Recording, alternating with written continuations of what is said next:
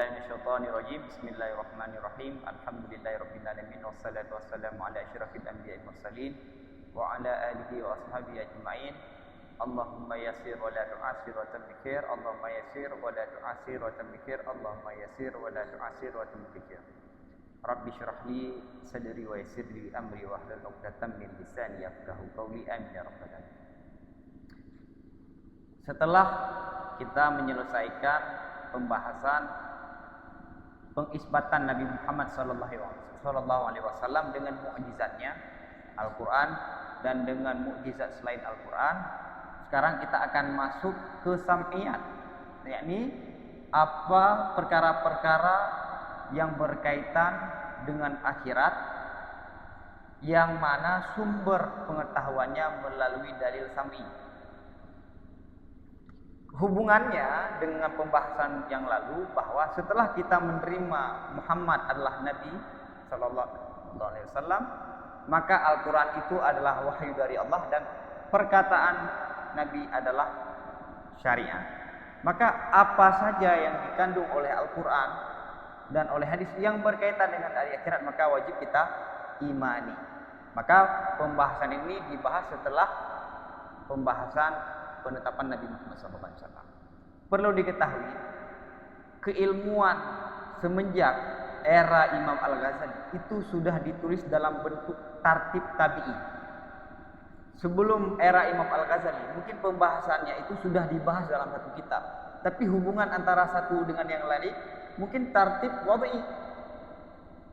Tapi walaupun begitu, tartib wad'i itu harus berlandasan kepada tartib tabi'i. Ya kan? Jadi tartib wad'i, misalnya dalam mantik tasawur dulu baru tasdik. Kenapa diwaba? Kenapa ditulis? Kenapa dibahas tasawur dulu baru tasdik? Karena tabi'inya tasawur dulu baru tasdik. Nah, penulisan di generasi awal itu wad'inya ada. Misalnya fikih, semua pembahasan dibahas fikih, tapi hubungan antara satu dengan yang lain itu tidak punya hubungan yang erat. Bukan tartib tabi'i. Setelah ini maka ini setelah ini.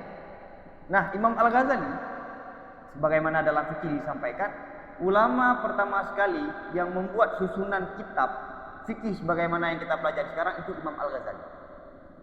Nah, taharah dulu, setelah taharah sampai akhir. Sebelumnya semua ada dibahas tapi tartibnya bukan tartib tabi'i. Paham kan? Begitu juga dalam akidah, dalam ilmu kalam, Imam Ghazali membuat tartib tabi'i. Sehingga tartib tabi'i itu mampu kita istihbarkan walaupun kita enggak menghafal. Imam Ghazali menyampaikan dalam Muqaddimah Al-Mustasfa, cara menghafal itu ada dua. Ada menghafal ala dhahri qalbi, menghafal kayak menghafal bait, menghafal Al-Qur'an di luar, paham? Menghafal bait, menghafal Al-Qur'an yang mengandalkan ingatan. Ada hafalan dengan tartib tabi'i, misalnya gini. Kita ingat satu saja, yang satu ini akan mengingatkan kita pada yang lain itu membuat kita harus mengingat yang lain itu sehingga berantai hingga ke akhir. Paham? Misalnya tasdik. Tasdik itu mesti ada tasawur. Tasawur itu adalah makna daripada lafal. Hubungan makna lafal nanti adalah itu. Satu saja kita ingat maka akan teringat yang lain. Itu tartib tabi'i. Dan inilah cara untuk memudahkan menghafal ilmu. Jadi cara mudah untuk menghafal ilmu enggak mesti menghafal ala dhahri qalbi. Ada metode yang kedua, ini tabi'i tadi. Al-babu tsani fi bayani wujubi tasdiqi bi umurin warada biha as-sam'u wa qada bi jawaziha al-aql. Bab yang kedua dalam menjelaskan wajib mempercayai dengan beberapa perkara yang datang dengannya perkara oleh dalil sama dan diputuskan dengan bolehnya perkara tersebut oleh akal. Jadi di bab yang kedua ini Imam Ghazali akan menyampaikan ada beberapa perkara yang harus kita imani. Yakni perkara-perkara yang disampaikan oleh syariat dan akal membolehkannya. Akal mengatakan boleh. Wa fihi muqaddimatun wa faslani. Dan pada bab kedua ini ada satu mukaddimah dan ada dua fasal. Ingat, kebanyakan muhakkikun dalam memulai membahas sesuatu itu didahului dengan mukaddimah. Sehingga ada ungkapan para ulama, mukaddimah mahul kitab. Mukaddimah itu adalah otaknya satu kitab. Kalau kita kuasai, kita paham benar-benar mukaddimah, maka otak isi kitab tersebut sudah kita paham. Begitu juga para ulama dalam satu pembahasan biasanya membuat satu mukaddimah. Yang mukaddimah ini sangat membantu kita untuk memahami pembahasan ke depan. Jadi otaknya satu persoalan yang rumit itu di mukaddim. Dan ini disampaikan oleh Amir Sagir. Amir Sagir dalam kitab Adabul Fahmi wal Ifham, ada saya kirim itu di grup. Itu beliau sampaikan, kalau ada masalah rumit, dahulukan mukaddimah. Berikan dia satu pengantar, yang pengantar itu akan mencairkan persoalan yang rumit yang ataupun yang sulit dipahami. Oke? Maka ini dalam bab ini ada satu mukaddimah, ada dua. Amal mukaddimah. Mukaddimah itu identiknya biasanya manhaj, metode. Fahuwa anna ma la yu'lamu bid-darurati yankasimu ila ma yu'lamu bidalilil aqli duna syar'i wa ila ma yu'lamu bi syar'i dunal aqli wa ila ma yu'lamu bihima. Adapun mukaddimah, maka dia yang mukaddimah itu bahwa sungguh sesuatu yang tidak dapat diketahui dengan daruri itu terbagi kepada sesuatu yang diketahuikan dengan dalil akal bukan dalil syara'. Dan terbagi kepada sesuatu yang dapat diketahuikan dengan dalil syarak bukan dalil akal, dan kepada sesuatu yang dapat diketahuikan dengan dalil akal dan dalil syarak. Jadi pengetahuan itu ada yang daruri, ada yang nabari. Pengetahuan nabari yang tidak dapat diketahui dengan daruri yaitu pengetahuan nabari. Untuk mengetahui sesuatu yang tidak diketahui itu ada tiga cara. Ada perkara yang kita ketahui dengan akal, ada yang kita ketahui dengan syarak, ada yang kita ketahui melalui dalil aqli dan dalil syar'i. Nanti rinciannya akan dibahas.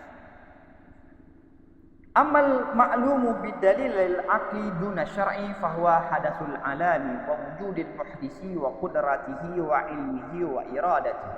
Adapun yang diketahuikan, adapun informasi-informasi yang diketahui dengan dalil akal bukan syarak, maka informasi tersebut, ilmu yang dapat diketahui dengan dalil akal, hudusnya alam,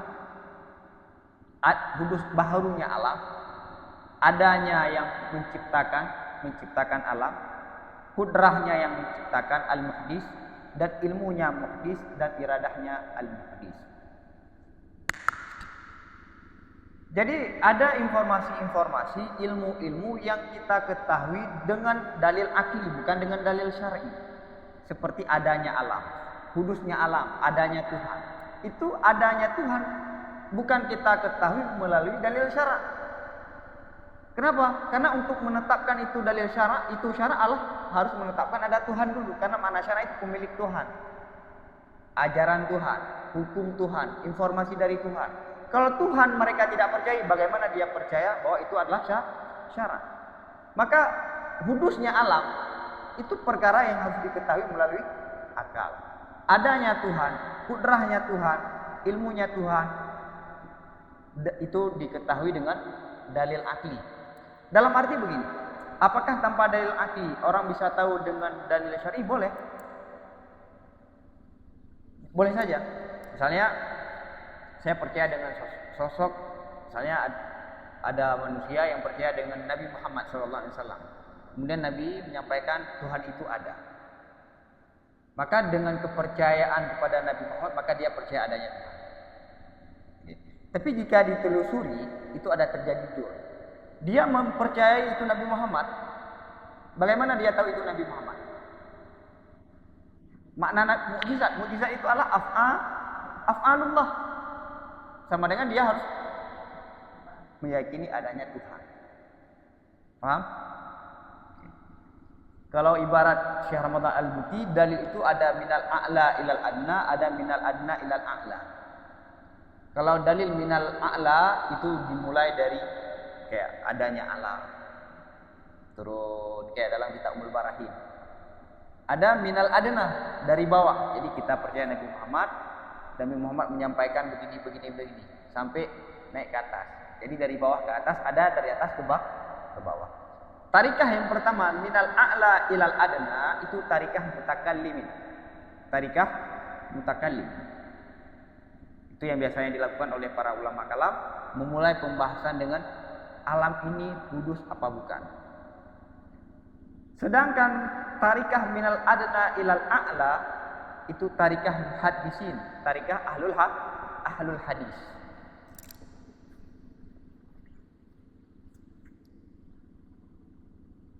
Oke? Nah, tadi saya sampaikan apa? Pengetahuan yang kita peroleh melalui dalil akli seperti hudusnya alam, adanya Tuhan, kudrah, ilmu dan iradahnya. Itu semua diketahui melalui akal. Boleh nggak dengan syarak? Kalau kita ketahui dengan syarak terjadi dor nanti. Kenapa? Karena Al-Quran mengatakan Allah itu ada ilmu. Nah, kamu katakan ini Al-Quran. Al-Quran ini kalam siapa? Kalam Tuhan. Maka sebelum kamu beriman dengan Al-Quran, kamu harus beriman dulu dengan Tuhan. Paham? Akan terjadi dor kalau kita mengisbatkan hudus alam, adanya Tuhan, kudrah, iradah dan ilmunya Tuhan dengan syarat. Itu diketahuikan dengan dalil. Fa inna kulla dzalika ma lam yasbutu syar'u. Karena bahwa sungguh semuanya sedemikian. Ini hudusnya alam. Ini hasar ya.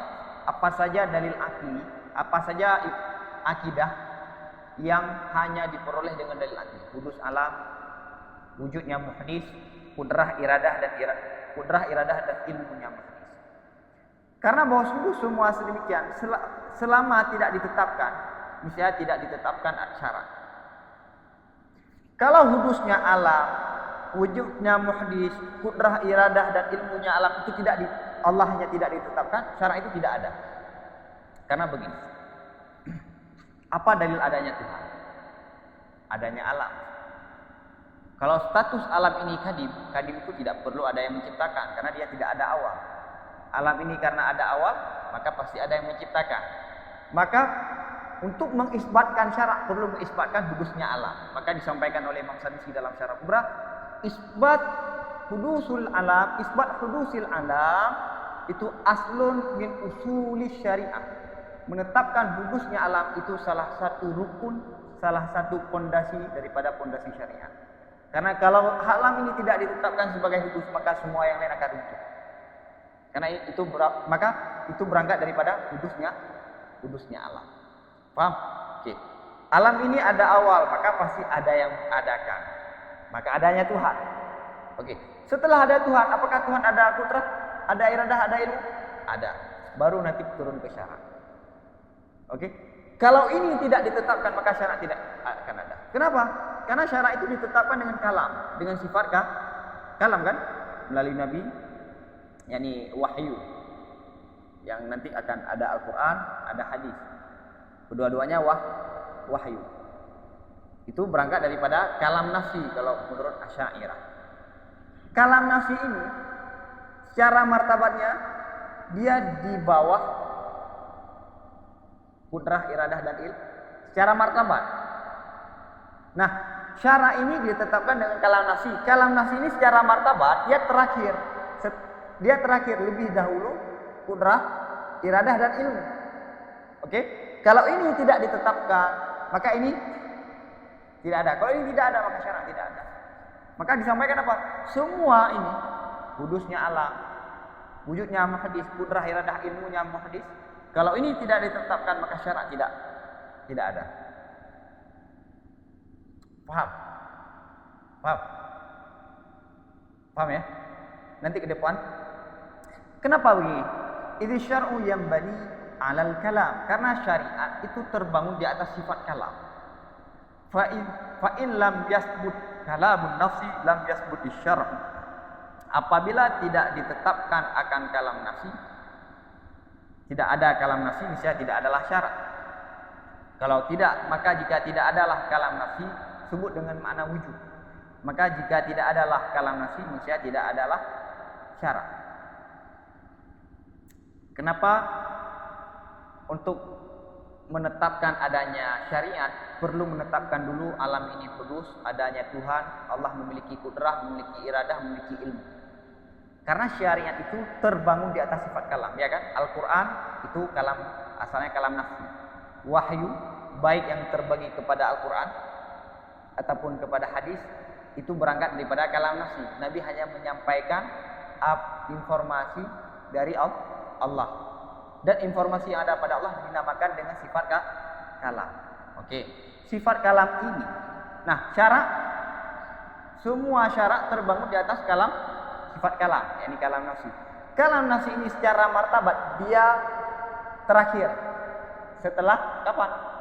Allah, setelah alam ini hudus, setelah Tuhan itu ada, Allah ada kudrah, ada iradah, ada ilmu.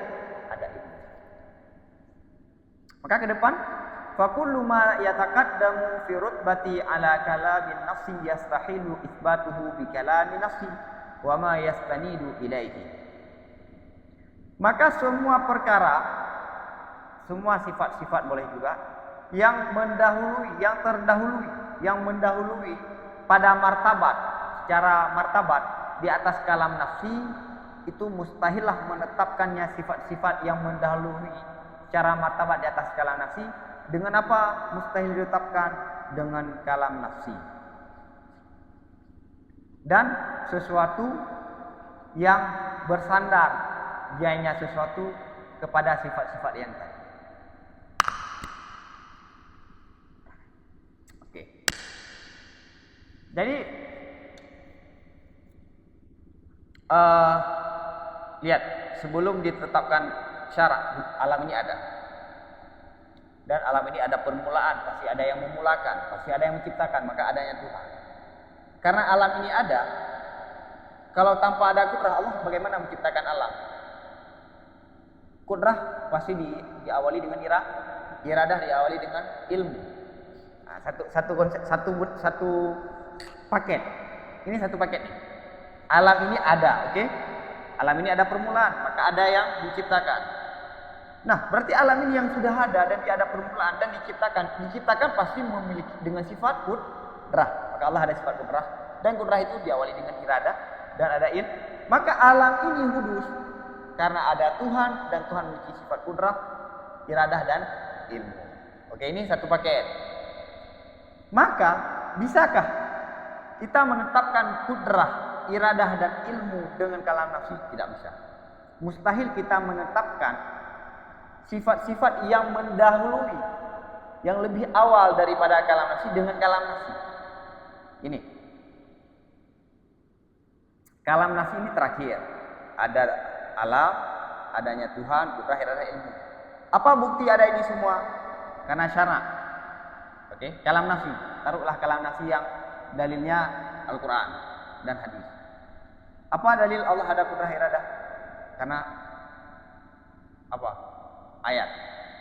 Ayat ini kita mengimani ini sebagai, atau begini, satu-satu dulu. Apa bukti alam ini hudus? Karena Al-Quran. Al-Quran ini kalam siapa? Kalam Tuhan. Apa bukti adanya Tuhan? Adanya alam. Paham? Adanya hudusnya alam karena ayat. Ayat. Kita tanya, ini ayat apa? Ayat Al-Quran. Maksud Al-Quran kalam Allah. Kalam? Apa bukti adanya Allah? Adanya nah, jawabannya mendahului daripada syarak ini.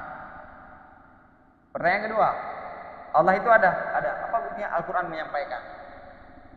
Al-Quran menyampaikan Allah itu ada. Kamu beriman dengan Al-Quran. Sebelum kamu beriman dengan Al-Quran, kamu harus terlebih dahulu mengimani adanya Tuhan. Baru beriman dengan kalam Tuhan. Tidak boleh kita menetapkan adanya Tuhan dengan dalil Al-Quran. Karena kalau kita katakan ini dalil Al-Quran, kita sudah beriman ini kalam Allah. Kalam Allah.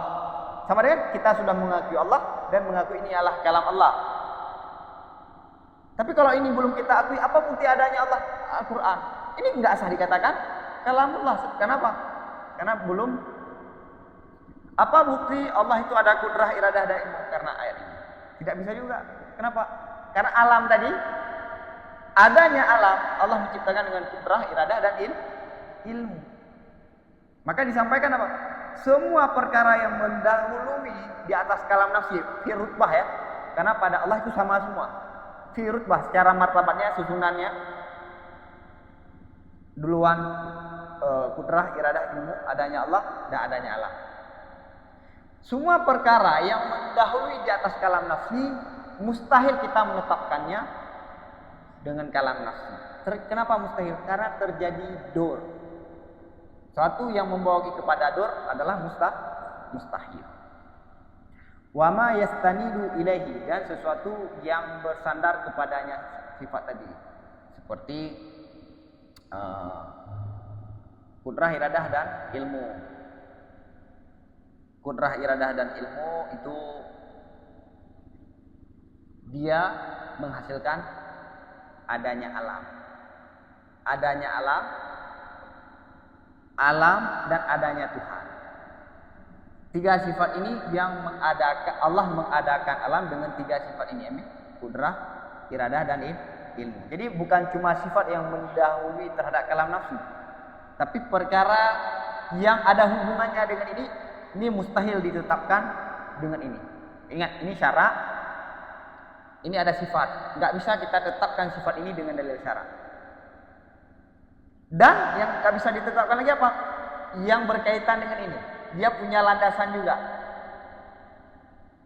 Misalnya, bagaimana adanya alam? Kudrah, iradah.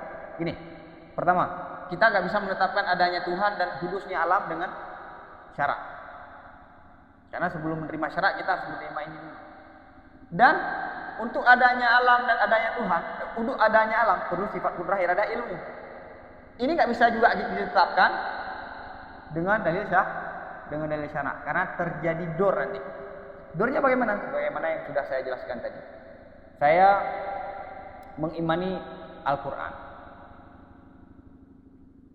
Oke. Apa bukti adanya alam? Karena Al-Quran menyampaikan alam ini adalah hudus. Ini mustahil. Kenapa? Karena kita beriman Al-Quran ini adalah kalam Allah setelah kita beriman adanya Allah. Kapan kita beriman dengan Allah? Setelah kita mengetahui bahwa alam ini hudus. Ya kan? Wa nafsul kalam aidan fi makhtarnahu la yumkinu isbatuhu bi syar'i. Wa minal muhaqqiqin man takallafa dzalika wa da'ahu kama sabaqatil isyaratu ilaih. Dan diri kalam juga pada perkara-perkara yang telah kami pilih akannya perkara itu tidak mungkin menetapkan akannya sifat kalam dengan syarak. Kata Imam Ghazali, ini salah satu pendapat yang dipilih oleh Imam Ghazali. Bahkan sifat kalam pun tidak bisa ditetapkan dengan dalil syarak. Apa bukti Allah bersifat kalam? Karena Al-Quran tidak bisa. Wa minal muhaqqiqin, dan sebagian daripada muhaqqiqin. Ini muhaqqiqin itu ada ulama-ulama yang takallafa dzalika, takalluf, yang memaksa akannya sedemikian. Ini apa? Menetapkan sifat kalam dengan dalil syarak. Wadda'ahu, dan mengklaim dia yang muhaqqiqin akannya sedemikian. Ini menetapkan sifat kalam dengan syarak. Sebagaimana yang telah terdahululah isyarah kepadanya. Halaman 248. Halaman 248.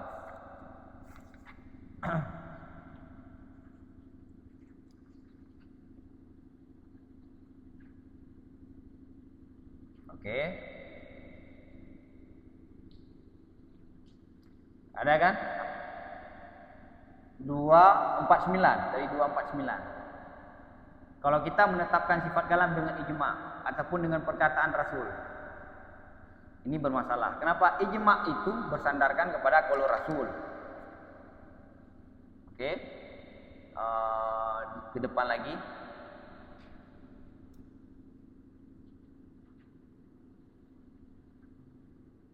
Ada kan? Orang yang mengingkari Allah itu mutakallim, maka secara dzahir dia mengingkari tasawur Rasul. Ini syarak itu ditetapkan dengan apa?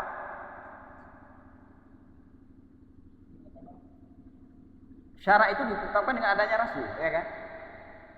Rasul itu baru bisa ditetapkan dengan ada kalam nafsi. Allah itu bersifat kah?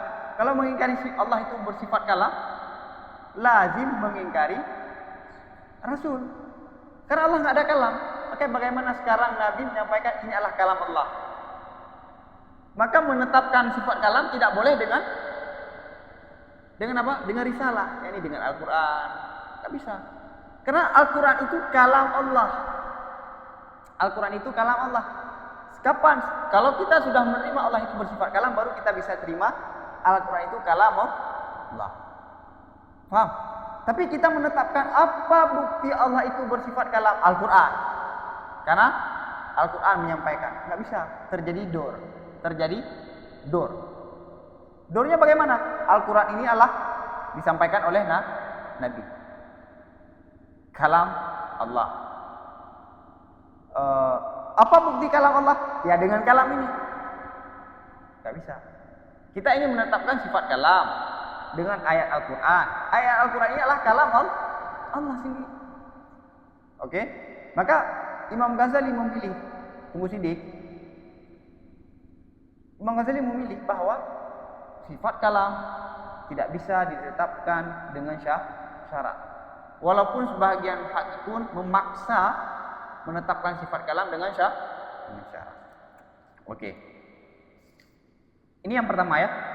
Ingat, kapan satu akidah, satu pengetahuan yang hanya bisa didapatkan dengan akal? Maksudnya, andai kita ketahui dengan syarat, bisa, tapi akan terjadi dor. Secara akal dia bermasalah. Secara akal bermasalah. Hudus alam, wujud muhdis, qudrah iradah ilmunya kata lain, kullu ma yataqaddam fi rutbah ala kalamin nafsi. Itu poinnya. Semua sifat-sifat yang mendahului di atas sifat kalam nafsi, maka semua ini tidak bisa ditetapkan dengan syarat. Adapun yang setelah kalam nafsi, misalnya kita sudah menerima Allah itu kalam dan yang lain sudah kita terima. Allah itu bisa dilihat enggak bermasalah. Boleh dengan dalil syarak, boleh dengan dalil akli. Kebanyakan ulama menetapkan boleh melihat Allah dengan dalil akli. Imam Ar-Razi memilih dalam persoalan ru'yatullah kembali kepada dalil syar'i. Enggak bermasalah. Karena masalah Allah boleh bisa dilihat dan tidak boleh setelah kita menerima Allah itu bersifat kalam. Setelah kita menerima Tuhan itu ada, alam ini hudus, Allah memiliki sifat qudrah, iradah dan ilmu. Wa ammal ma'lumu bi mujarrad sam'i fayukhassisu ahadal jaizaini bil wuqu'i fa inna dzalika min mawaqifil uquli. Adapun ilmu-ilmu yang diketahui dengan semata-mata sama, dengan semata-mata dalil sam'i, maka dikhususkan dianya dalil sama akan salah satu daripada dua yang boleh. Dengan apa dikhususkan? Dengan wuku', dengan terjadi. Jadi makna dalil sam'i yang dapat diterima adalah ada dua perkara. Ada perkara yang diputuskan oleh akal, boleh.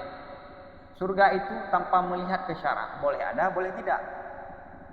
Mustahil gak secara akal ada istana, ada kebun yang yang besarnya itu melebihi daripada bumi ini. Boleh saja secara akal, bukan mustahil.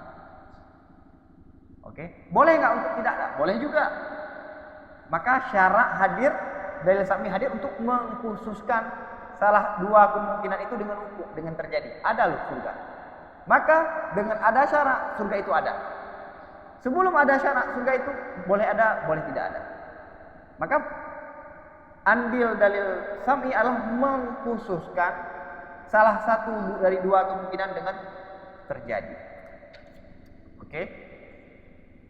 Fa inna dzalika min mawaqifil uqul. Karena bahwa sungguh sedemikian, yakni kenapa dalil sam'i mengkhususkan salah satu daripada dua kemungkinan? Karena bahwa sungguh sedemikian itu termasuk daripada perkara-perkara yang akal itu berhenti ataupun tempat yang akal itu tidak berjalan lagi. Dalam arti akal hanya bisa memutuskan bahwa itu perkara yang jaiz. Terjadi dan tidak terjadi itu bukan ranah akal. Bukan ranah karena ini informasi ke depan kan. Bisa nggak kita ketahui sejarah masa lalu dengan akal tanpa ada informasi yang valid? Enggak. Untuk mengetahui kejadian masa lalu kita perlu informasi. Akal menganalisa, ya kan? Akal menganalisa. Misalnya ada 3 berita, mana yang benar, mana yang salah. Akal hanya menganalisa kejadian masa lalu. Tapi untuk menetapkan ada kejadian di masa lalu itu perlu informasi. Untuk masa yang akan datang, akal juga tidak punya kapasitas untuk menentukan. Tapi dia hanya menganalisa ini boleh apa tidak. Kalau boleh, nah kita lihat dari syarak. Ada nggak syarak mengatakan itu terjadi? Ada, maka itu ada. Ini bukan sesuatu yang imani, yang biasanya dikatakan imaniun oleh orang-orang liberal. Itu mengatakan orang-orang muslim sekarang, orang-orang belajar akidah itu imaniun, sekedar mempercayai doktrin agama. Enggak, ini kesimpulan ilmiah. Kamu meyakini ada kejadian, ada kerajaan di masa lalu karena informasi. Akal tidak ada ruang untuk memutuskan itu terjadi karena ada kabar. Ke depan ada juga yang disampaikan oleh syara. Nggak bisa disampaikan oleh manusia karena kalau masa lalu bisa disampaikan oleh manusia karena sudah dilalui oleh manusia. Ke depan belum dia. Nah, ini kenapa? Kalau informasi masa lalu itu bisa kita dapatkan melalui manusia. Oke, bisa didapatkan oleh manusia. Kenapa? Karena sudah dilewati oleh manusia. Ke depan belum ada manusia satupun. Kita seluruh dunia ini yang paling hebat, yang paling kaya, yang paling terkenal, yang paling punya power, misalnya Donald Trump. Apa beda Donald Trump dengan saya untuk besok? Sama kan? Untuk umur, detik ini kita sama semua. Maka untuk tahu ke depan, manusia belum ada yang menjalani. Maka Allah memberikan informasi lewat syarak. Paham? Jadi sama-sama iktimat, berpegang dengan kabar. Cuma bedanya kalau kabar yang masa lalu itu yakni melalui manusia, ini mutawatir, ada masyhur. Sedangkan ke depan melalui syarak. Kenapa ada perbedaan? Karena itu sudah dilewati oleh manusia, ke depan belum dialami oleh manusia. Maka syaraklah. Yang masa lalu juga syarak kadang-kadang ikut terlibat menyampaikan, sebagaimana dalam Al-Quran banyak mengandung cerita-cerita masa lalu. Bukan sebagai untuk bercerita, tapi untuk mengambil untuk ibrah. Paham ya? Jadi kesimpulan kita beriman ada surga, neraka, ada hari kebangkitan itu kesimpulan ilmiah, bukan doktrin. Wa inna ma ya'rifu minallahi ta'ala biwahyin wa ilhamin wa nahnu na'lamuhu minal muhya ilaihi bisama'in kal hasyri wan nashri was thawabi wal iqabi wa amsalihah. Dan hanya saja terbatas diketahui sedemikian, yu'rafu sedemikian, dapat diketahuinya sedemikian dari Allah. Dengan cara apa? Dengan wahyu dan ilham. Kebanyakan ulama berpendapat wahyu dengan ilham itu sama-sama melalui perantara Jibril ataupun melalui langsung dari Allah. Wa nahnu, dan kita mengetahui akannya sedemikian dengan yang diwahyukan kepadanya sesuatu dengan dalil sama. Seperti hari kebangkitan, wan nashri, sawab wal ikab wa amsalihah. Oke, kita hanya mengetahui ini berdasarkan yang diwahyukan dengan dalil sam'i. Hanya dari Allah kita bisa ketahui. Oke ya. Jadi dengan ini semua keimanan kita yang berkaitan dengan hari akhirat itu kesimpulan akal, kesimpulan ilmiah. Maka di tahap itu kita sudah mendapatkan ilmu yakin. Ilmu yakin. Kalau ainul yakin apa? Ilmu yakin? Ainul yakin dulu. Ainul yakin harus menyaksikan kan? Hakul yakin udah menikmati ya. Oke ya. Dalil sam'i kapan butuh pada dalil sam'i? Saat akal tidak bisa memutuskan. Untuk terjadi, memutuskan untuk terjadi. Tapi akal memutuskan ada kemungkinan terjadi. Ada kemungkinan juga tidak. Tapi kalau akal memutuskan itu mustahil, maka nggak ada pembahasan wuku. Karena wuku itu lebih kecil daripada jaiz. Jaiz itu boleh ada dan boleh tidak. Misalnya saya bilang kepada teman-teman, mudah-mudahan ada kemungkinan minggu depan ulang lagi presentasi. Mungkin iya, mungkin tidak. Iya kan? Tapi kalau wuku itu paham kan?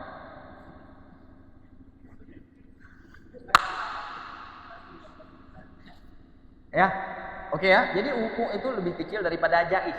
Kalau akal memutuskan itu mustahil, nggak ada pembahasan ada wuku. Tapi kalau akal mengatakan itu jaiz, ada kemungkinan wuku. Ada kemungkinan nggak wuku. Kalau mengatakan itu wajib, pasti wuku. Oke?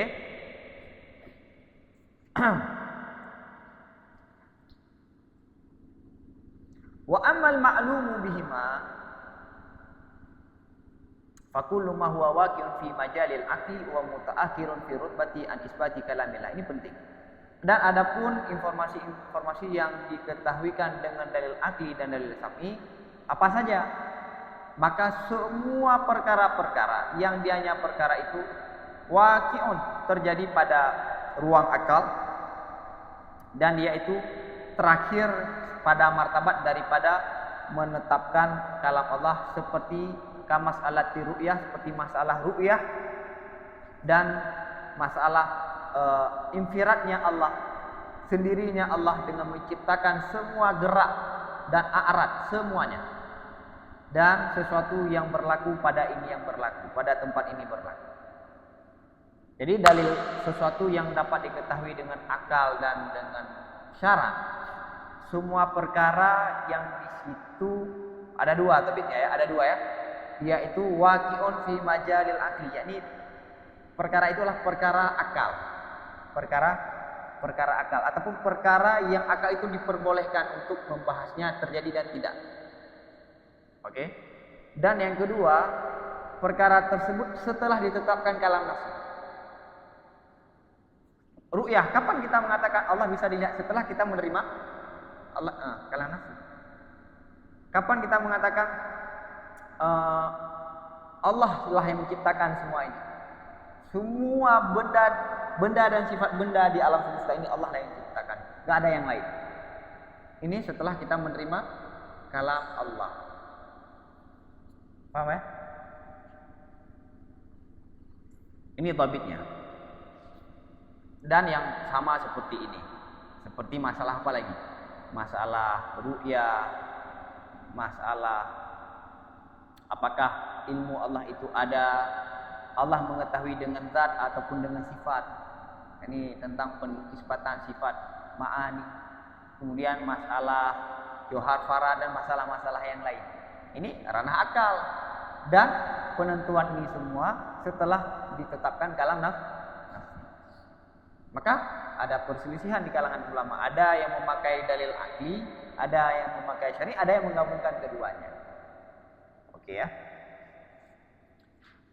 Ini ceritanya kalau orang yang sudah beriman, maka untuk memperkuat yang pertama adanya Allah itu dengan Al-Quran. Maka untuk orang yang beriman, pembahasan-pembahasan yang ada di ilmu kalam itu disampaikan melalui ayat-ayat dan melalui hadis. Karena dia sudah beriman ceritanya. Tapi kalau kita lihat dari ruang yang lebih jauh, orang itu belum beriman, maka susunannya, tartibnya itu dia harus mengetahui alam ini khusus-khusus. Kemudian adanya Allah.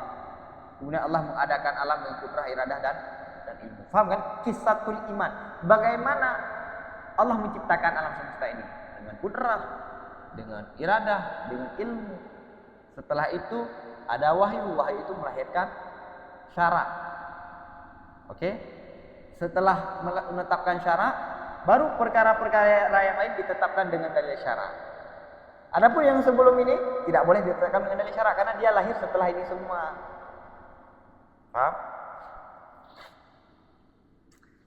Thumma kullu ma warada sam'u bihi yundaru fa in kana al-aqlu mujawwizan lahu wajaba tasdiqu bihi qat'an in kanatil adillatu sam'iyatu qati'atan fi matniha wa sanadiha la yatatarraku ilaiha ihtimalu.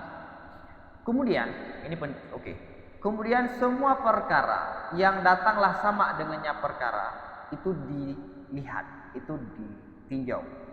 Maka jika adalah akal itu yang membolehkan baginya perkara, niscaya wajiblah beriman dengannya perkara pasti qat'an jika adalah dalil sam'i tersebut itu qat'i pada matannya dalil sam'i, sanadnya dalil sam'i yang tidak ada celah kepada dalil sam'i oleh kemungkinan, yang tidak ada ihtimal. Jadi perkara yang dapat diketahui dengan dalil akli sudah selesai. Dengan sam'i sudah selesai, akli dan sam'i sudah selesai. Cuma sekarang kembali ke persoalan yang dalil sam'i. Jika ada informasi yang kita dapatkan lewat dalil syara', kita lihat dulu. Akal membolehkan enggak? Kalau akal membolehkan terjadi, enggak, akal membolehkan itu ada. Membolehkan terjadi, bukan terjadi, membolehkan terjadi. Boleh juga untuk tidak. Maka kita wajib beriman. Kenapa wajib beriman? Karena sudah datang syara'. Karena tanpa ada syara' akal mengatakan boleh, yes ataupun no. Tapi karena syara' sudah datang, maka hukum. Maka kita harus beriman dengan informasi tersebut. Imannya bagaimana? Ada yang qat'i, ada yang dhanni. Kalau dalil syara' tadi sanadnya itu qat'i, sanadnya, matannya yang tidak ada kemungkinan untuk ditakwil, maka kita wajib beriman dengan secara zahir. Maksud matan apa? Dia mutawatir. Qat'i dalalah. Maka pembahasan qat'i dalalah ini salah satu yang dibahas. Qat'i dalalah dan qat'i subut. Qat'i dalalah dan matannya itu harus qat'i dalam arti tidak ada celah untuk maksud yang lain. Kan ada ayat-ayat yang ada dua kemungkinan, ada makna zahir, ya kan? Ada makna rajih, ada makna marjuh. Banyak ayat-ayat yang harus ditakwil, baik takwil ijmali ataupun takwil tafsiri. Ya kan? Ar-Rahmanu 'ala arsy istawa itu termasuk ayat yang harus takwil. Ini kalau ada dalil syara'. Sanadnya itu qat'i. Mutawatir. Al-Qur'an, hadis mutawatir. Dan matannya, ya, ini bukan cuma sanad, matannya. Matan ini kandungannya itu juga qat'i. La makna qat'i pada matan dan sanad la yatatarraku ilaiha ihtimal, yang tidak ada kemungkinan yang lain. Jelas maksudnya. Seperti adanya surga neraka, ada hari kebangkitan. Maka wajib kita beriman. Kapan kita wajib beriman? Kalau sanadnya qat'i, subutnya qat'i, dalalahnya qat'i. Makna subut qat'i apa? Penetapan riwayat itu. Adapun penetapan dalil sam'i itu mutawatir sampai derajat yang qat'i. Ini dengan mutawatir. Matan secara qat'i ini yang tidak ada ihtimal, kemarjuh. Bahwa kalau kita lihat dengan beberapa ayat dan enggak mungkin Allah bermaksud ke yang lain. Karena kayak masalah ruqyah itu kan ayat yang ada dua kemungkinan. Yang ada multi tafsir lah. Yang ada celah untuk, walaupun Asy'ariyah tetap memilih yang zahir, memilih yang wa wajaba tasdiqu biha dhannan in kanat dhaniyatan. Ini penting. Ini merevisi pandangan saya yang lalu. Yang dulu saya menganggap persoalan akidah itu harus qat'i. Yang bukan qat'i bukan akidah. Oke? Syekh Sa'id Fudah di beberapa kitabnya mengatakan sedemikian. Sehingga saat saya ke Malaysia saya menyampaikan, Syekh, dalam akidah enggak ada yang dhanni. Oke, kamu ada baca enggak kitab ini? Karena baca kitab itulah saya bilang. Karena baca salah satu karya Syekh Sa'id. Nah, saya sudah merujuk dari pendapat itu. Pilih kita itu atau pilih pendapat saya sekarang? Ada tadi dalam akidah. Ini. Dan wajiblah mempercayai dengan dalil-dalil sam'i. Dengan dalil-dalil sam'i tadi. Secara dhan. Jika adalah dalil sam'i tersebut dhanni. Oke? Tadi apa? Informasi yang kita raih, yang kita dapatkan lewat dalil sama, lewat hadis Nabi, lewat Al-Quran. Kita lihat dulu. Langkah pertama, akal membolehkan ataupun itu mustahil. Kalau mustahil, wajib takwil nanti ke depan. Akal membolehkan, maka wajib kita terima, wajib kita imani. Kita imani ini ada kala secara qat'i, ada kala secara dhan. Iman secara qat'i kalau sanadnya qat'i, subut dalalahnya qat'i, subutnya qat'i. Kalau riwayatnya, jalur riwayatnya, misalnya hadis ahad, hadis masyhur, Al-Quran nggak ada semua mutawatir, ataupun ayatnya itu dalalahnya dhanni, maka kita beriman secara dhanni. Kita beriman secara dhanni. Bedanya apa? Andai ada orang yang mengingkari, dia nggak bermasalah, nggak akan kafir. Kalau yang tadi, kalau maklum minat dini bidarurah, maka dia kafir. Fa inna wujuba tasdiqi bilisani wal qalbi huwa amalun yang bani alal adillati dhaniyah kasairin a'mal. Kenapa informasi yang kita dapatkan melalui dalil dhani kita beriman, boleh kita beriman, wajib bahkan kita beriman secara dhan ya. Karena bahwa sungguh wajib tasdik dengan lisan dan kalbi itu amal, itu salah satu amal yang dibangun amal tersebut di atas dalil-dalil tadi, seperti sisa ataupun ada makna dengan jami, tapi ini lahin katanya kan, sair dengan makna jami itu lahin. Makna dasar sair adalah baki dan seperti ketinggalan, sisa-sisa, seperti amal-amal yang lain. Jadi amaliyah yang kita lakukan sehari-hari itu wajib kita imani dan kita lakukan walaupun dalilnya dhani. Karena apa? Dalil dhani sebagaimana dalam syarah warakat itu wajib amal, tidak wajib ilmun. Ya kan? Nah, Imam Ghazali menyampaikan percaya itu kan amal, baik lisan, percaya dengan lisan, percaya dengan hati itu kan amal. Yang mana amal itu dibangun di atas dalil dan ini. Misalnya ada perbuatan-perbuatan yang lain yang para imam mengistimbat dari Al-Quran hadis melalui hadis dhanni, maka wajib dilakukan karena amal itu dibangun di atas dalil dhanni. Sekarang lisan, tasdik bil lisan, ikrar ya, kemudian tasdik bil janan, itu amal apa bukan? Maka kalau itu bagian dari amal, sudah cukup dengan dalil dhanni sebagaimana amaliyah yang lain.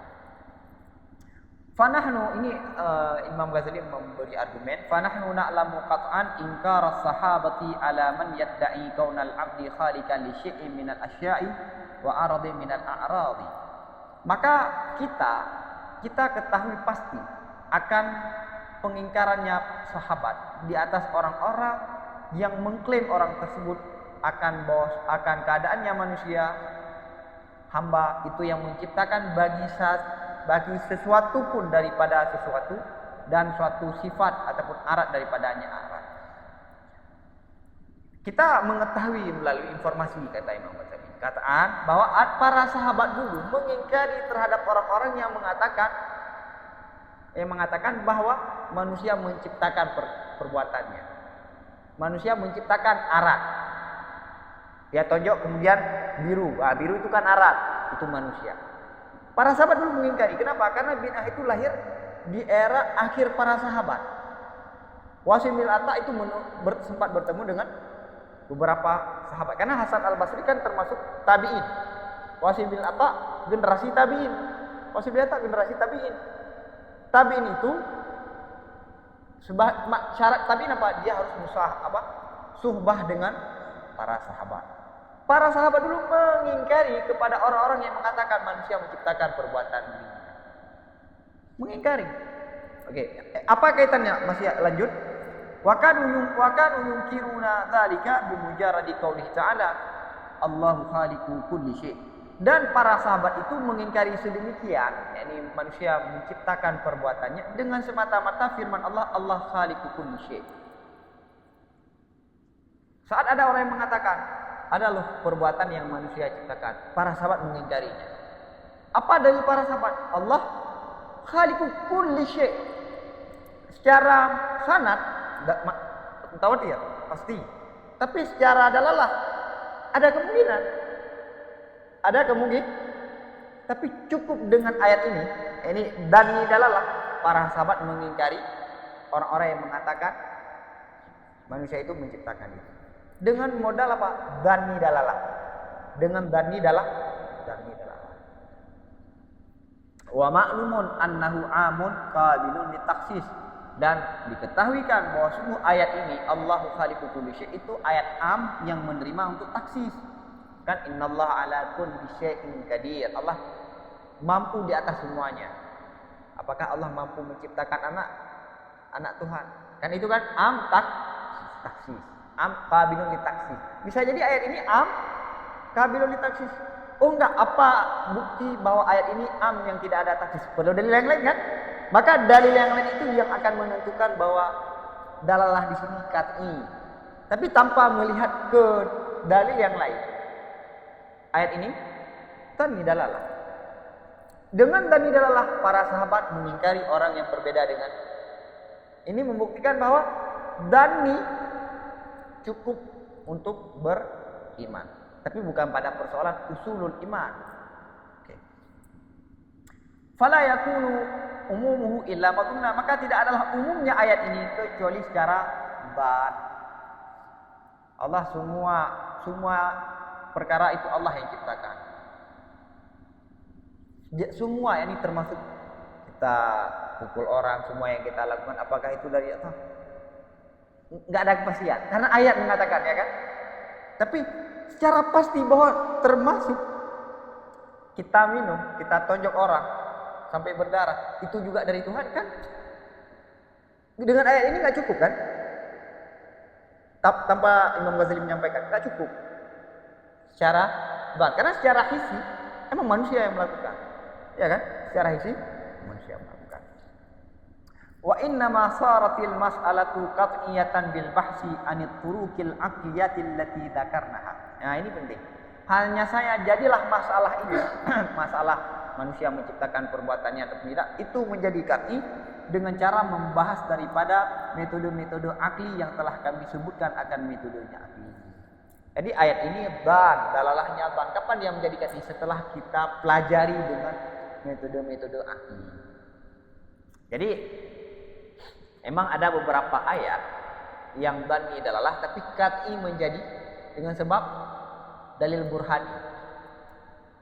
Jadi kata lain, ada ayat qat'i dalalah karena diri ayat tersebut. Ada ayat dani dalalah diri ayat tersebut, tapi menjadi qat'i dalalah karena bantuan dalil yang lain. Oke ya. Wa na'lamu annahum kanu yunkiru dzalika qabla al-bahsi 'anit turukil aqliyah. Dan kami meyakini, kata Ghazali, ini berani sekali mengutarakan, akan bahwa sungguhnya para sahabat adalahnya para sahabat mengingkarinya sedemikian sebelum membahas daripada metode-metode akli. Ini para sahabat mengingkari sebelum mereka menelusuri memakai metode-metode akli. Tapi mereka sudah mengingkari, ini membuktikan beramal dengan dalil dan penting ini penting. Fala yang bagi ayu takada annahum la yaltafitu ilal madarikid dhaniyati illa fil fiqhiyah. Maka tidak sepatutlah bahwa diyakini bahwa sungguhnya para sahabat itu tidak menolehnya para sahabat kepada rujukan-rujukan yang dhani kecuali pada fikih. Maka tidak sepatutlah bahwa kalian jangan menduga ya bahwa para sahabat menggunakan dalil dhani hanya pada fikih. Enggak. Balik tabaruha aidan fi tasdiqatil i'tiqadiyati wal qauliyah. Bahkan mereka pertimbangkan para sahabat akan dalil dhani pada tasdik yang i'tikad dan yang qauliyah. Paham? Ini penting nih. Kesimpulannya, kalau dalil sam'i tersebut, kalau kandungan dalil sam'i tersebut boleh secara akal, kita lihat dulu. Kalau jalur sanadnya, matannya katanya wajib beriman. Kalau matannya dhani ataupun sanadnya dhani, wajib beriman secara dhani. Oke? syaratan. Yang ketiga, apa? Sesuatu yang diputuskan, ada tiga tadi kan? Informasi yang didapatkan dengan dalil akli, dengan syar'i, akli dan syar'i. Yang keempat, bagaimana kalau di akal itu memutuskan mustahil? Akal itu mengatakan ini mustahil terjadi. Tapi syarak datang. Bagaimana? Nah, ini yang mau saya sampaikan tadi, saya sempat lupa. Ada juga para filsuf melihat bahwa sebelum melihat ke dalil syarak, ini mustahil terjadi. Membangkitkan orang yang sudah tiada. Itu mustahil. Menurut penelitian mereka. Terus ada ayat kok yang menyampaikan ada hari kebangkitan. Ini takwil. Ini ditakwil. Lewat turukul akliyah, para filsuf mengatakan secara bahas hari kebangkitan itu nggak mungkin ada. Nggak ada hari kebangkitan. Nggak ada tubuh ini yang sekarang ada pada kita itu akan ada di kemudian hari ini. Nggak ada. Maka ada ulama menyampaikan para filsuf mengingkari ada hari kebangkitan secara metode akli. Tapi secara syarak mereka mungkin. Paham ya? Karena muskil juga tadi. Akal membolehkan dulu kan, kalau ada dari syarak akal membolehkan. Setelah ditelusuri akal mengatakan ini nggak boleh. Akal nggak boleh. Maka ayat-ayat ini perlu ditakwil. Maka tujuan filsuf bukan mengingkari syariat. Bukan mengingkari syariat. Oke. Tapi karena akal mengatakan ini nggak mungkin terjadi, ini mustahil. Maka ayat ini perlu ditakwil. Maka kata Imam Ar-Razi, semua kelompok dalam Islam itu berusaha untuk menyucikan Tuhan dan mengagungkan Tuhan. Semua punya niat yang bagus. Cuma caranya kadang ada yang tepat, ada yang kurang tepat. Termasuk filsuf Islamiyin seperti Ibnu Sina, Al-Kindi, Al-Farabi. Paham ya? Maka ada yang menarik. Khawajah Zadah yang menulis kitab Tahafut Falasifah yang menghakimi antara Ibnu Rushdi dengan Ghazali. Beliau setuju dengan Imam Ghazali. Tapi tidak ada satupun pernyataan Khawajah Zadah dalam kitab tersebut bahwa filsuf itu kafir dan bid'ah, sebagaimana yang dilakukan oleh Ghazali. Beliau setuju dengan pendapat Ghazali, bahkan uraian beliau lebih dahsyat daripada Imam Ghazali, tapi beliau tidak mengeluarkan statement ini kafir, ini bid'ah, sebagaimana yang dilakukan oleh Ghazali. Paham ya? Wa amma ma qadal aqlu bi istihalatihi fayajibu fihi ta'wilu ma warada sam'u bihi. Dan adapun sesuatu yang diputuskan oleh akal dengan mustahilnya sesuatu, maka wajib padanya sesuatu oleh menakwil perkara-perkara yang datanglah sama dengannya perkara. Nah, ini penting. Ini metode nikah buka lima ini sangat penting. Kalau ada dalil satu, saat kita melihat, menelusuri maksud daripada dalil satu itu nggak mungkin. Secara akal itu mustahil. Maka caranya bagaimana? Takwil. Wala yutasawwaru an yashtamila sam'u ala qati'in mukhalifin lil ma'qul. Dan tidak mungkinlah bahwa mengandung dalil sam'i di atas yang pasti yang berbeda bagi ma'qul. Yang pasti ini ma'qul yang qat'i juga. Jadi begini, ada ulama yang riset semua ayat-ayat, semua perkara-perkara yang perlu ditakwil ataupun secara akal itu mustahil, saat diperiksa, ada kala sanadnya itu bermasalah, ada kala dalalahnya itu punya celah untuk mengandung makna maksud yang lain. Tidak ada satupun ayat, tidak ada satupun hadis yang mutawatir yang qat'i, ya, tidak ada satupun dalil sam'i yang qat'i yang bertentangan dengan akal yang qat'i. Tidak ada satupun. Yang hanya bertentangan itu apa? Dhanni dalalah, seperti Ar-Rahmanu 'alal 'arsy istawa. Dhanni dalalah. Paham? Maka ini disampaikan, tidak mungkin dalil sam'i mengandung suatu yang pasti tapi bertentangan dengan akal yang pasti. Karena ada akal yang tidak pasti juga, akal yang mengikuti hawa nafsu yang biasanya disampaikan oleh para ulama. Ada kitab yang bagus, Asasut Takdis ataupun Taksisut Takdis, yang ditulis oleh Imam Ar-Razi saat beliau ke Harak pada tahun 593 atau 6. Beliau menguraikan pembahasan tentang takwil. Jadi ada ulama yang menyampaikan, Imam Ar-Razi melanjutkan karya Imam Al-Ghazali yang berjudul Iljamul Awam. Iljamul Awam, Imam Ghazali menyampaikan apa saja yang wajib diimani, apa saja yang harus ditakwil, tapi secara ijmal dan dengan bahasa yang bisa dipahami oleh semua orang. Imam Ar-Razi merincikan pembahasan Imam Ghazali tersebut. Emang kalau kita lihat, Imam Ar-Razi banyak mengikuti Imam Ghazali. Dalam usul fikih, Al-Mahsul itu dari Al-Musaffa. Walaupun ada rujukan yang lain. Dalam ilmu kalam juga begitu. Tapi ilmu kalam lebih ke Imam Haramain. Imam Ar-Razi. Akhirnya salah satu pernyataan Imam Ar-Razi yang membuat Ibnu Taimiyah itu marah, bahwa jika ta'arud, jika bertentangan antara dalil akli dengan dalil sam'i, itu harus didahulukan dalil akli. Seolah-olah Imam Ar-Razi merendahkan dalil sam'i dan mendewakan dalil akli, sama seperti Mu'tazilah. Padahal bukan itu. Makna nakli di sini nakli yang dhanni. Akli di sini adalah akli yang kat'i. Karena kat'i nggak mungkin bertentangan.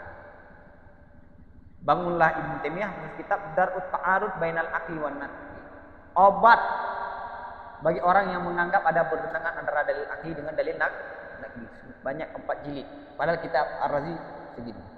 Dibantah dengan 4 jilid. Kitab yang paling ditakuti oleh Wahabi. Taksisut Takdis yang ditahqiq oleh Syekh Anas Syurfawi dengan sahabatnya. Nah, wa dhawahiru ahadits tashbih aktsaruha ghairu sahihatin was sahihu minha laisa biqatiin bal huwa qabilun litta'wil. Dan zahir-zahir hadis tashbih, yakni hadis-hadis yang mengarah kepada penyerupaan, itu kebanyakan hadis-hadis tashbih itu tidak sahih. Dan yang sahih daripada hadis-hadis tashbih tersebut itu tidak pasti.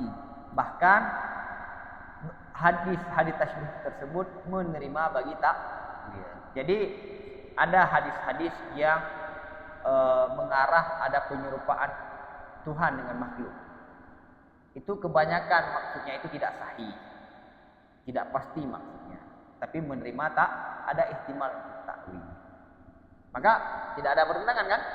Tidak ada pertentangan dalil sam'i yang qat'i dengan akal yang qat'i. Oke ya. Fa in tawaqqafal aqlu fi syai'in falam yaqdi fihi bi istihalatin wala jawazin wajabat tasdiqu aidan li adillati sam'i. Maka jika akal tawakuf, jika akal itu berhenti pada suatu perkara, tidak terlibat padanya suatu perkara. Tidak terlibat bagaimana? Maka tidak diputuskan oleh akal padanya perkara dengan mustahil dan tidak dengan jawaz. Wajib juga beriman. Wajib beriman juga karena dalil-dalil sam'i. Ya, tadi kalau akal memutuskan itu suatu yang boleh, ada kemungkinan terjadi, ada kemungkinan tidak terjadi, wajib beriman. Sekarang akal tidak mengatakan itu mustahil, tidak mengatakan itu jaiz, tidak tahu, tawakuf. Kalau ada dalil sam'i wajib beriman. Karena dalil sam'i juga. Kenapa? Lihat ke depan. Fayakfi fi wujubi tasdiqi infikakul aqli anil qada'i bil ihalati.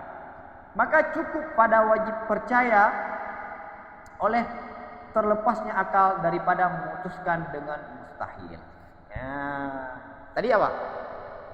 Lihat, ini halus nih. Kalau akal memutuskan perkara tersebut jaiz boleh, maka wajib beriman. Ada yang katanya, ada yang dhanni. Sekarang akal tidak memutuskan jaiz, tidak memutuskan mustahil. Bagaimana? Wajib juga beriman. Kenapa? Dengan akal memutuskan itu tidak mustahil, itu sudah cukup untuk beriman. Karena kalau akal mengatakan itu mustahil, baru takwil. Tidak beriman dengan zahir hadis. Maka mazhab Asy'ariyah itu zawahir hadis. Secara akal tidak mustahil, secara zahir kita beriman. Secara akal tidak mengatakan jaiz, tidak mengatakan mustahil, sudah cukup. Maka kita beriman. Dengan akal mengatakan tidak mustahil sudah cukup untuk beriman. Tapi kalau mengatakan itu mustahil baru nggak beriman dengan zahirnya. Paham ya? Yang belakang Pak akal memutuskan itu jaiz. Sekarang akan tidak memutuskan dia itu jaiz, tidak memutuskan mustahil. Maka lihat ke depan, walaisa yushtaratu istimaluhu 'alal qada'i bitajwizi. Dan tidaklah disyaratkan akan mencakupinya, mengandungnya dalil sam'i di atas memutuskannya akal ya. Dengan alif lam bisa kita pahami, dengan tajwiz boleh. Tidak disyaratkan ya, tidak disyaratkan kita beriman dengan dalil sam'i apa akal itu harus memutuskan itu jaiz. Ya, ini tambahan. Biasanya kita dengar apa? Selama akal mengatakan itu jaiz, maka kita beriman. Enggak, selama akal itu tidak memutuskan mustahil. Tidak memutuskan mustahil, ada kala memutuskan itu jaiz, ada kala tidak memutuskan itu suatu yang jaiz. Lebih umum kan? Paham? Ada dua ungkapan. Ungkapan yang pertama, akal wajib kita beriman dengan dalil sam'i kalau akal itu mengatakan itu boleh. Ini khusus. Imam Ghazali mengatakan lebih umum. Selama akal tidak memutuskan bahwa perkara tersebut mustahil, wajib beriman. Baik akal mengatakan itu jaiz ataupun tidak memutuskan itu jaiz. Tapi tolak ukurnya apa? Tidak mustahil. Tidak mustahil. Wa baina rutbataini farqun rubbama yazillu dhahrul balidi anhu hatta la yudrikal farqa bainal qawlil qaili a'lamu anna al-amra jaizun wa baina qawli la adri annahu halun am jaizun. Dan di antara dua martabat tadi itu ada perbedaan, ya kan? Akal memutuskan itu jaiz, akal memutuskan tidak mustahil. Ada perbedaan, kadang-kadang tergelincirlah otaknya orang yang bodoh dari perbedaan tersebut sehingga tidak mampu membedakan orang yang bodoh tadi akan perbedaan di antara orang yang berkata, aku mengetahui bahwa perkara tersebut jaiz, dan di antara perkataan orang yang berkata, aku tidak mengetahui bahwa sungguhnya perkara itu mustahil ataupun jaiz. Jadi kata Imam Ghazali, ada orang-orang yang tidak bisa memahami perbedaan ini. Tidak memahami di antara dua ungkapan. Ungkapan yang pertama apa?